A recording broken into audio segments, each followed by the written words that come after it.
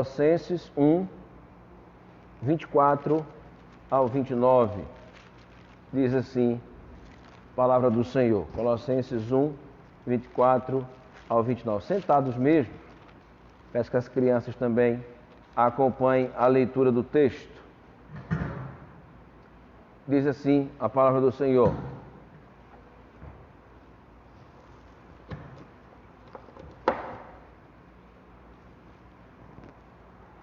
Agora me regozijo, versículo 24.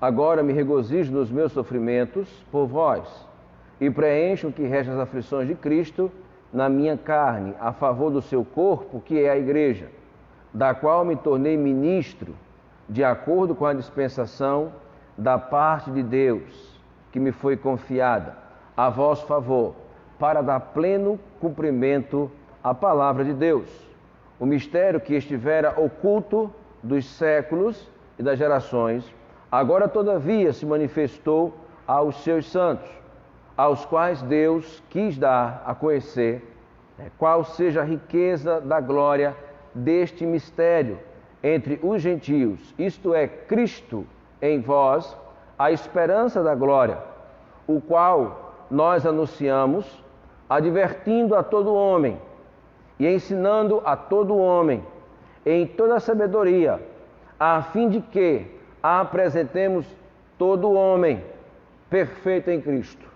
Para isso é que eu também me afadigo, esforçando-me o mais possível, segundo a sua eficácia, que opera eficientemente em mim. Vamos orar. Obrigado, Senhor Jesus, por esta noite.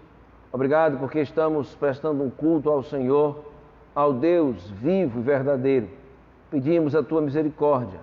O Senhor que conhece os nossos pecados, o Senhor que conhece o nosso andar, o Senhor que conhece o nosso pensar, o nosso falar. Que nesse momento o Senhor se compadeça de nós, que o Senhor venha usar de misericórdia para com pobres pecadores que somos. E pedimos que a tua palavra, Senhor, adentre o nosso coração.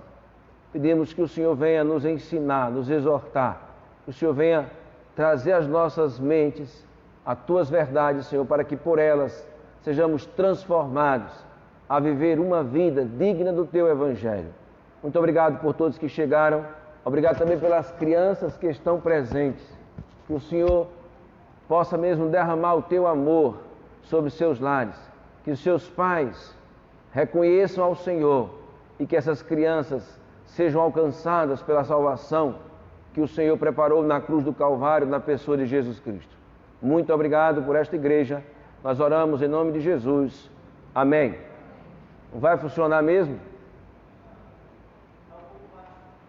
Muito bem. Irmãos, nós vamos meditar nesta noite, nesse texto. Estamos pedindo a graça de Deus para trazer ao coração dos irmãos a palavra do Senhor. Obrigado, irmão Mário. Irmãos, estão vendo como eu estou aqui entre duas colunas de flores, né? Que a irmã Laura arrumou. Ficou bonito, né, irmãos? As irmãs sempre organizando o tempo. Irmãos, como estava dizendo, nós vamos meditar nessa noite. E creio eu, se não alguém que esteja nos ouvindo pelo Facebook, creio eu que hoje a igreja está só com os crentes. Pessoas que um dia se converteram e entregaram as suas vidas ao Senhor. Não sei dentre as crianças, mas pelo que eu conheço, todos os adultos que estão aqui nesta noite já entregaram suas vidas ao Senhor e estão desenvolvendo um relacionamento pessoal com o nosso Senhor e Salvador Jesus Cristo. Irmãos, as cartas do apóstolo Paulo, tanto elas como as outras, foram escritas para o nosso bem. A Bíblia, que é a palavra de Deus, este livro aqui, ela existe por um propósito. É a palavra do Deus vivo, dada pelo próprio Deus a homens que a escreveram, para que chegasse às suas mãos e à minha. E para que, através do exercício da leitura dessa palavra, você aprendesse o que é que Deus gostaria que você exercesse durante a sua existência terrena. Então, a palavra de Deus é para ser lida, é para ser crida, é para ser entesourada colocada por prática, tem que ser amada, venerada, respeitada. E meus irmãos, toda vez que Paulo escreveu uma carta dessa, ele não estava simplesmente com saudade dos irmãos. Alguma coisa estava acontecendo e ele precisava, como ciente da direção de Deus, escrever algo para aquela igreja. E quando ele escreve para esta igreja, irmãos, eu quero que os irmãos percebam algo interessante. Paulo aqui, se você quiser marcar e procurar depois na sua Bíblia, marque, tenha o costume de ler sempre com uma caneta, um lápis, você ir marcando a sua Bíblia. Pode marcar. Eu tenho muita coisa aqui escritas nos rodapés aqui na minha Bíblia, coisa que eu vou escrevendo com o tempo. E essa Bíblia eu estou com ela desde 2016, 4 anos que eu tenho usado essa Bíblia aqui para pregações, também para leituras. E, irmãos, neste livro, nesta carta de Paulo, essa pequena carta aos Colossenses, Paulo cita o nome de Jesus, o nome Jesus, apenas 6 vezes. 6 vezes você vai ver o nome Jesus, que significa a pessoa de Jesus, o homem, aquele que nasceu lá em Belém, aquele que morou na Galileia, aquele que nasceu de Maria, do ventre de Maria. Isso é a pessoa Jesus. Mas Paulo cita 24 vezes o título de Jesus. Qual é o título dele? Christos. Esse é o título de Jesus. É um título que é dado ao seu nome, que significa Messias, crismado, ungido, o escolhido de Deus, o apóstolo, o enviado de Deus, Jesus Cristo. Então Paulo aqui nessa carta, parece que é bem claro que ele está enaltecendo aqui, não diminuindo a pessoa Jesus, mas enaltecendo e querendo ensinar para aquela igreja quem Jesus Cristo é. Ele era o homem Jesus, mas ele era o Jesus Christos, o Cristo de Deus, o ungido, o Messias, aquele no qual 3 vezes Deus disse: este é o meu filho amado, em quem eu me comprazo, em quem eu me alegro. E, irmãos, nós não podemos, preste atenção por favor em mim, nós não podemos desvencilhar, desassociar Jesus das suas funções, dos seus ofícios. Pastor, como é que eu posso fazer isso? Algo bem notório nas igrejas contemporâneas. E eu já disse isso aqui desse púlpito. Jesus, ele é o salvador de muita gente, mas ele não é senhor de todo mundo. Muita gente vive a sua vida do seu jeito, muita gente governa a sua vida, faz os seus planos, sem perguntar de Jesus se é isso que Jesus quer, se é isso que Jesus aceita, se é isso que Jesus ordenou, se é isso que Jesus concorda. Não, não existe isso. Então Jesus é o meu Salvador, Jesus é aquele pelo qual eu busco quando eu tenho uma má notícia, quando eu estou com um problema. Jesus é aquele que eu clamo a Ele quando eu estou na dificuldade, mas quando eu quero algo, quando eu estou bem, eu não pergunto: Jesus, é por aqui que eu tenho que ir? Jesus, é para cá que eu devo ir? Jesus, eu tenho que ficar, eu tenho que ir, eu tenho que fazer, eu não posso fazer? Não, as pessoas não perguntam disso. Conseguiram desassociar as duas coisas. Então eu tenho um Salvador, pelo qual eu espero que me ajude, que abençoe minha empresa, que abençoe minha vida, minha faculdade. Mas eu não pergunto assim: é isso que o Senhor quer para mim, meu Cristo? Que também, irmãos, esse é o título dele. Ele é o Cristo de Deus. O homem só pode chegar a Deus por ele. Outra coisa também bem clara na carta é a posição de Jesus, que está aqui 16 vezes a palavra, e aí já fiz menção dela aqui, Senhor. 16 vezes aparece nesses 4 capítulos a expressão Senhor. Então, vou reiterar novamente. Jesus é o homem, é aquele menino que nasceu lá em Jerusalém, que nasceu em Belém, que viveu, que bebeu água, que andou, que teve sede. Cristo é o seu título, é um título, o seu nome, que representa o fato, o seu ofício, a função de Jesus. E Senhor é a posição dele, tá? Jesus, ele é o Senhor da igreja, ele deve ser o Senhor da minha vida, da sua.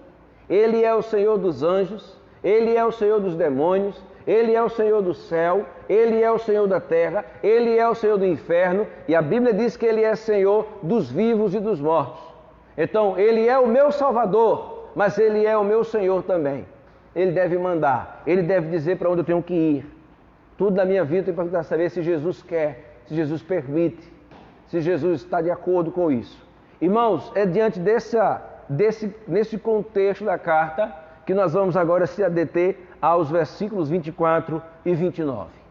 Porque, irmãos, coisa maravilhosa, Paulo nos diz aqui, olha lá, agora me regozijo dos meus sofrimentos por vós e preencho o que resta das aflições de Cristo na minha carne a favor do seu corpo, que é a igreja. Paulo tinha convicção do seu chamado para ser pastor, para ser um evangelista, para ser um pregador. Eu queria que nessa noite você também tivesse a convicção, a ciência de que se Deus não chamou você para ser pastor, Deus não chamou você para ser pregador, nem diácono, evangelista, mas Deus chamou você, Deus lhe elegeu para você ser um crente nessa geração. Deus chamou você para ser um servo dele nessa geração. Deus chamou você para ser um escravo dele nessa geração. E essas convicções, meus irmãos, elas nos dão armamento, munição para viver uma vida que vai agradar a Deus diante do mundo que desagrada ao Senhor todo o tempo. Então Paulo vai dizer, eu me regozijo nos meus sofrimentos por vós e preencho o que resta das aflições de Cristo na minha carne. Veja, ele não está aqui dizendo, irmãos, que o sacrifício de Cristo não é completo, não é pleno, total, consumado. Ele está dizendo isso, mas ele está dizendo, enquanto eu estiver vivo, enquanto eu estiver servindo, mesmo nas aflições, mesmo no sofrimento, eu quero servir ao Senhor, eu quero preencher na minha vida e na vida de vocês o que resta, né, das aflições de Cristo. Irmãos, Jesus disse que no mundo teria aflições. O apóstolo Paulo vai dizer que aqueles que querem viver piedosamente em Cristo, e aí eu quero chamar a atenção dos homens que estão aqui, que estão me ouvindo pela internet. Irmãos, como nós estamos carentes nos dias de hoje de homens piedosos. Isso não tem nada a ver, novamente estou reiterando, algo que eu percebo muito nos nossos dias, isso não tem nada a ver com a marca do seu carro, não tem nada a ver com a marca de roupa que você veste, mas a Bíblia fala de homens piedosos. Homens que choram, homens que se compadecem, homens que sentem a dor do próximo e param de pensar só em si, e param de pensar só nos seus problemas e começam a mentalizar o problema dos outros, a sentir a dor dos outros, a chorar pela dor dos outros. Nós vivemos, irmãos, numa sociedade egoísta, individualista. Cada um passa por cima do outro, se for possível, para chegar nos seus anseios. Aonde Paulo vai dizer, eu estou ciente e me regozijo que Deus me chamou para sofrer por vocês. Irmãos, essa é uma visão que não é dada ao pastor simplesmente, mas Jesus ensinou isso aos discípulos e ensinou isso aos homens. Aquele homem que ele curou, endemoniado, queria ir evangelizar, ele disse, não, você não vai evangelizar comigo? Vá lá para os seus, vá para a sua família e diga lá o que Deus fez por você. E meus irmãos, é o lugar mais difícil de você evangelizar. É a sua família, é a sua casa, é os seus irmãos, é aquelas pessoas que lhe conhecem e sabem dos seus defeitos. Que as pessoas que não sabem do seu defeito, vê você, vê a parte de fora, molda você pelo aquilo que ouvem de você, mas os seus conhece. Por isso que o próprio Senhor Jesus Cristo disse que o profeta não tem honra na sua casa. Paulo estava ciente, convicto, de que enquanto vida ele tivesse a favor do corpo de Cristo, que é a igreja, ele sofreria e faria o seu trabalho, o seu papel. Irmãos, muitos crentes desolados, desanimados, procurando o que fazer no mundo, porque não entenderam isso aqui ainda.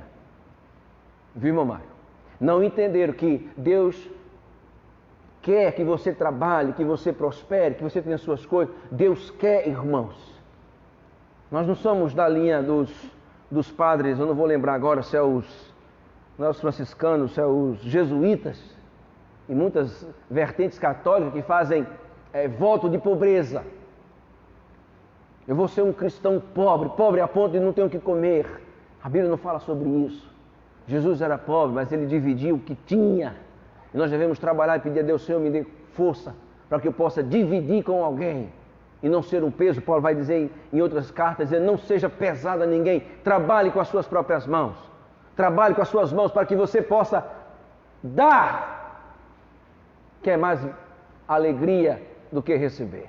Irmãos, Paulo estava ciente disso, ele diz, eu vou me gastar, ele diz isso em outra carta aos Coríntios, dizendo, eu mais me gastarei por vocês.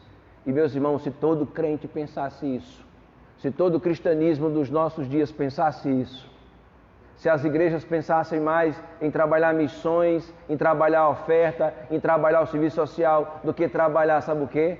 A mídia da igreja, a propaganda da igreja, melhorar a questão estrutural, mudar o piso, tantas coisas que as igrejas fazem, e não é errado fazer, mas deixam de ajudar, deixam de dividir, deixam de mandar missões, deixam de mandar oferta para o missionário para fazer obra na igreja. Está errado.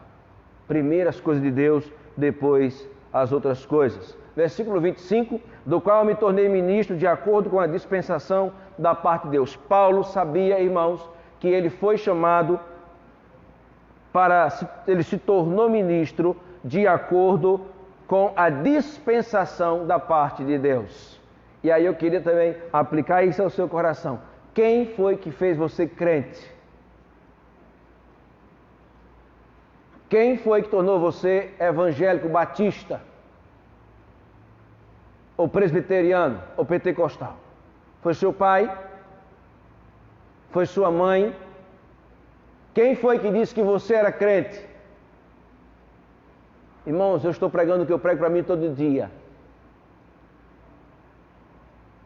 Porque aqui Paulo estava ciente que ele era, quem ele era para a obra de Deus, ele diz, da parte de Deus. Foi Deus que me colocou aqui. Foi Deus que colocou José lá onde ele está. Foi Deus que colocou o irmão Benaí lá onde ele está, como um homem crente.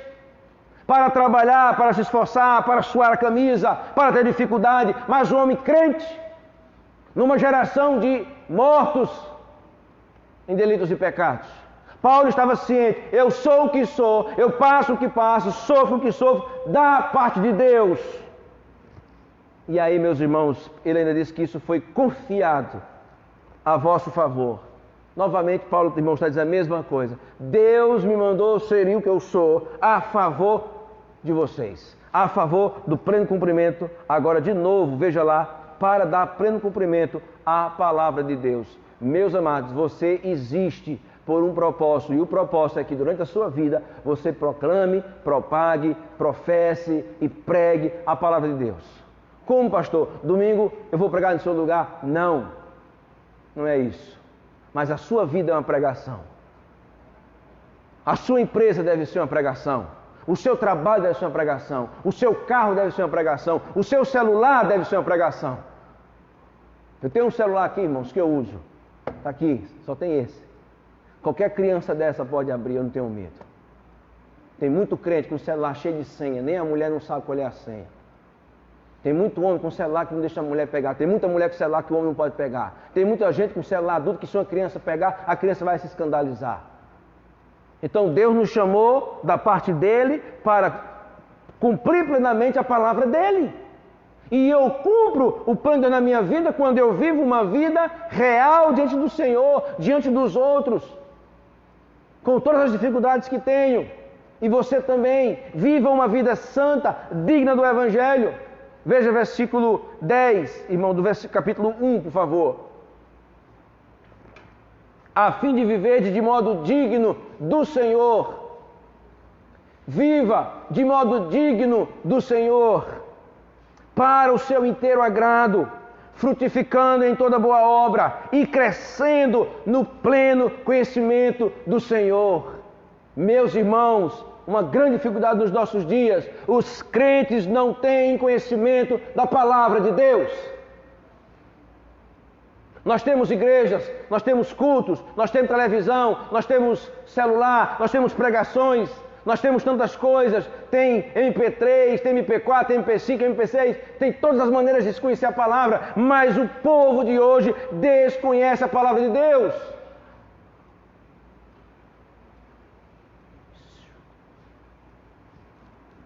A fim de viver de modo digno do Senhor, para o seu inteiro agrado. Não é para agradar o pastor primeiro, nem a igreja, nem ninguém, senão a Deus primeiro. Para o seu inteiro agrado, frutificando em toda boa obra e crescendo no pleno conhecimento de Deus. Irmãos, cresça no conhecimento de Deus. E mais, vá para o versículo 9, porque tem algo, irmãos, precioso para você e para mim. Veja, por esta razão também, nós, desde o dia em que ouvimos, não cessamos de orar por vós e de pedir que transbordeis do pleno conhecimento da sua vontade, em toda sabedoria e entendimento espiritual. Meus irmãos, eu tenho começado a pensar nesse versículo e orado: Senhor, toca no coração de Hermon, para que Hermon tenha o pleno conhecimento da vontade de Deus. Quando eu cito Hermon, eu estou citando todos os irmãos, que cada um saiba, é isso que Deus quer de mim, é isso que Deus quer que eu faça, é isso que Deus quer que eu esteja ocupado gastando as minhas forças. Paulo estava orando para que esses irmãos tivessem esse entendimento, de se encher do conhecimento da vontade de Deus. O que é que Deus quer para mim? Será que Deus quer só que eu ganhe bem? Que eu tenha saúde? Será que Deus quer só que eu tenha casa, sítio, carro? Será que Deus quer só que eu seja pastor e pregue todo domingo? E está muito bom. Será que Deus não tem algo maior para fazer? Será que não tem um trabalho social que eu posso fazer para ajudar essa sociedade a mudar para melhor? Será que eu não posso colocar no meu carro um versículo? E aí os homens que têm carro aqui, 7 anos, irmãos, porque o primeiro carro eu comprei com a esposa, meu e dela, em 2009. Assim que eu comprei o carro, eu botei o versículo, porque pela graça sois salvos, mediante a fé. Então 2009 para cá, quantos anos, José? 11 anos. Em 11 anos, irmãos, eu não consegui convencer ninguém do meu meio a colocar um versículo no carro. 11 anos. Nem Hebron, nem Hermon, nem lugar nenhum. Eu estou dizendo para você, você está perdendo uma grande oportunidade de evangelizar. Um versículo no seu carro. Eu tenho fé em Deus que até o último dia, enquanto o carro possuir, vai ter o texto, Efésios 2, 8 e 9.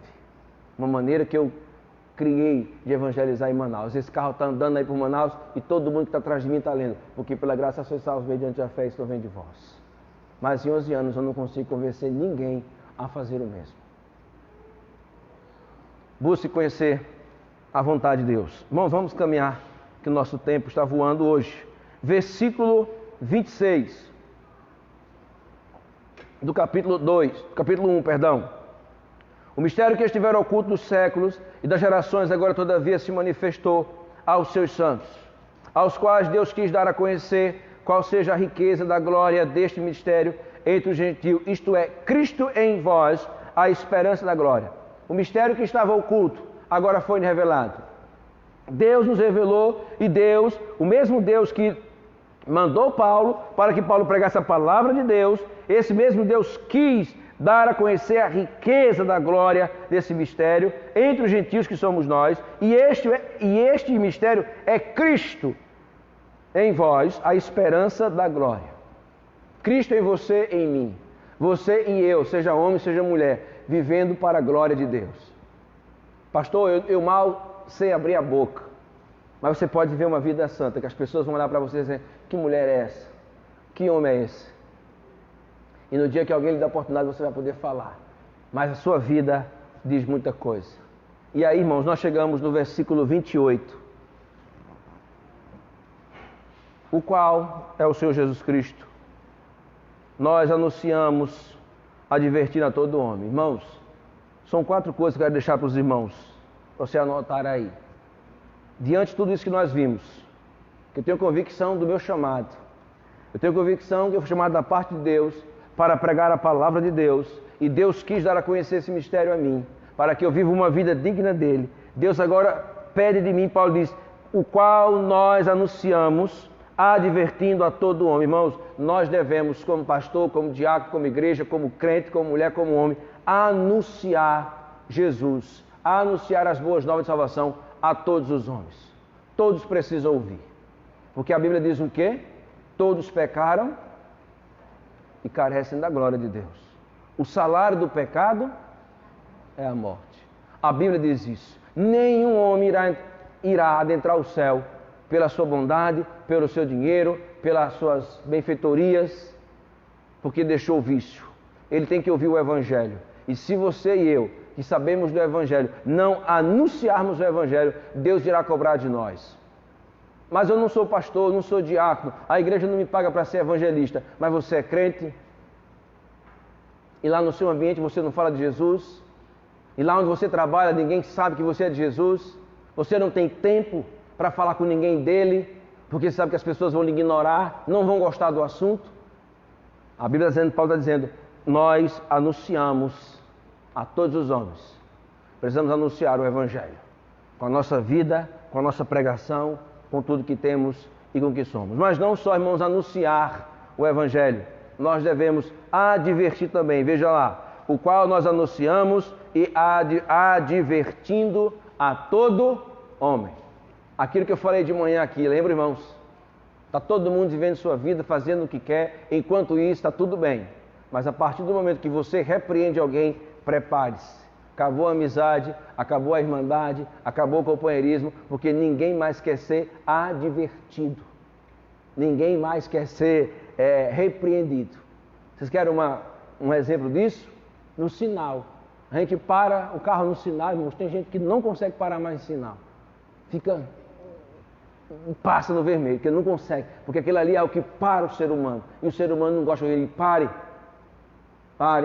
ninguém gosta. Pare aí. Né? Fique aí, né? Nós não gostamos, irmãos, disso. Nós queremos liberdade. Se você puder sair daqui e não pegar sinal nenhum, até em casa, que beleza, não peguei sinal nenhum. Se amanhã você for chegar no lugar, não, tem que marcar a hora, tem que bater na porta. Não, nós não gostamos disso. Nós queremos acesso, liberado. Mas Paulo está dizendo, olha, vamos advertir os homens que eles estão em pecado e que eles precisam se voltar para Deus. Eles precisam reconhecer que Deus os libertou do império das trevas e transportou para o reino do Filho do seu amor, versículo 13. Isso aqui já aconteceu com alguns homens que poderiam estar vivendo melhor, uma vez que já entenderam isso. Paulo diz, temos que anunciar, temos que advertir, e não somente isso, irmãos. Veja lá o versículo 28. O qual nós anunciamos, advertindo a todo homem e ensinando a todo homem. Papel, irmão, importantíssimo da igreja, ensinar a todo homem sobre Jesus Cristo. Não é ensinar a igreja a ganhar dinheiro. Isso aí você ganha com a sua função. Você estuda, trabalha, vai ganhar dinheiro se trabalhar honestamente, dignamente, com competência. Mas aqui Paulo vai dizer assim, vamos ensinar aos homens sobre Jesus Cristo. Vamos viver uma vida em que os homens vão ver Jesus Cristo. Vamos falar, vamos pensar, vamos agir, vamos cantar, vamos andar, vamos dirigir, vamos pegar na enxada, de maneira que as pessoas vão olhar e vão dizer, essa pessoa segue Jesus Cristo, esse homem segue Jesus, essa mulher segue Jesus. Então Paulo diz, temos que anunciar aos homens, temos que advertir aos homens e temos que ensinar aos homens. Todos os homens precisam ouvir esse ensinamento, irmãos. Eu pergunto, todos os homens que você conhece já sabem disso aqui? Todos os homens que o irmão Pedro convive sabem disso, irmão Pedro? Não. Irmão Mário, todos os homens que o senhor conhece e conversam sabem disso? Não. Irmão Benaí? Não. Murilo? Não. Eu também não. Muitos homens com os quais eu converso não sabem disso aqui. Acham que não precisam disso. Mas é muito triste. Versículo 28, para a gente terminar.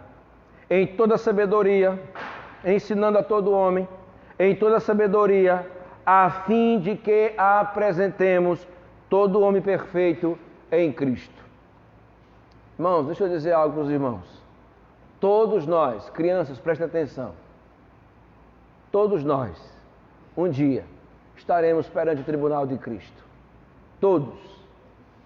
Pode ser mais cedo, pode ser mais tarde, mas todos estaremos perante o tribunal de Cristo. E aqui Paulo diz, nós temos que anunciar aos homens, advertir os homens, ensinar o Evangelho aos homens, porque nós vamos apresentar os homens a Deus. Os homens serão levados diante de Deus para prestar conta das suas vidas, das suas práticas, daquilo que fez com a sua vida, com o seu tempo, com os seus recursos. Os homens irão prestar contas a Deus. E aí, irmãos, quando eu li esse texto certa vez, e caiu como uma luva, para que a gente possa apresentar os homens perfeitos a Deus, nós temos que apresentar Jesus perfeitamente aos homens. Jesus, como Paulo diz nessa carta, ele é o Cristo de Deus, ele é o Senhor dos céus, da terra, do inferno, dos vivos, dos mortos. A pergunta que se faz agora, ele é o seu Senhor também? Ele é o seu Cristo? Ele é o seu Salvador, mas ele é o seu Cristo? Ele manda na sua vida? Ele manda nos seus bens? Ele manda nas suas finanças? Ele manda nessa igreja, irmãos? O que manda é o pastor? O que manda é os diáconos?